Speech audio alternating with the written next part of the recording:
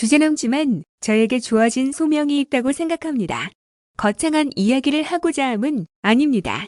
선거가 한창이고 저를 향한 마타도 어도 난무하지만 중요하지 않습니다. 제가 신경 쓰는 것은 오직 국민께서 우리 정치를 어떻게 보실까입니다. 지긋지긋하실 것입니다. 우리 정부 여당이나 야당 중에 어느 쪽에 더 실망하셨는지도 핵심이 아닙니다. 국민께서 정치 자체를 외면하시는 것이 진짜 문제입니다. 이따금 대리운전 기사님들의 이야기를 전해 듣습니다. 아시다시피 대부분 밤에 투잡으로 하십니다. 사연 없는 분이 없습니다. 하루 벌어 하루 먹고 살며 오늘보다 나은 내일은 상상하기 어렵습니다. 그저 매일을 견뎌낼 뿐입니다.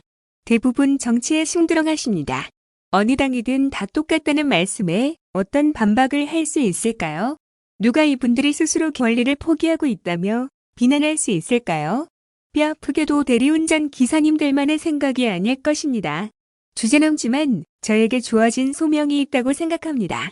벼랑 끝에 서민들, 내 삶을 바꿀 정치에 관심 가질 여력조차 없는 절박한 주권자들의 뿌리 깊은 서름이 저를 여기까지 오게 했다고 믿습니다. 때로 부당한 비위를 맞을 수도 있고 저의 부족함으로 매서운 비판에 직면할 때도 있습니다. 그럼에도 제가 물러설 수 없는 이유는 어느새 저 혼자만의 여정이 아니게 되었기 때문입니다. 제가 멈추면 아프고 서럽고 무시당해서 억울하고 돈 없어서 절박한 우리 사회 보통 사람들의 신락 같은 희망마저 멈추기 때문입니다.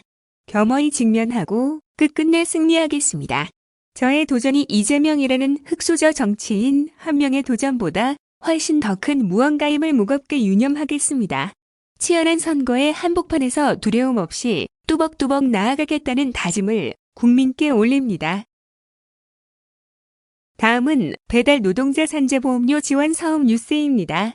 민선 7기 경기도가 플랫폼 배달 노동자의 안전한 노동 환경을 위해 도입한 2021년 배달 노동자 산재보험 지원 사업이 오는 7월 19일부터 2차 모집을 시작한다.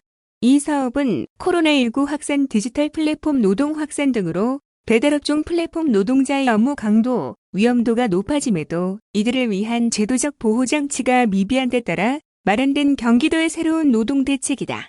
앞서 도는 지난 4월 19일부터 5월 14일까지 1차 모집을 벌인 결과 올해 목표치의 절반가량인 총 841명이 접수하며 이번 사업에 대한 배달 노동자들의 뜨거운 관심을 확인할 수 있었다.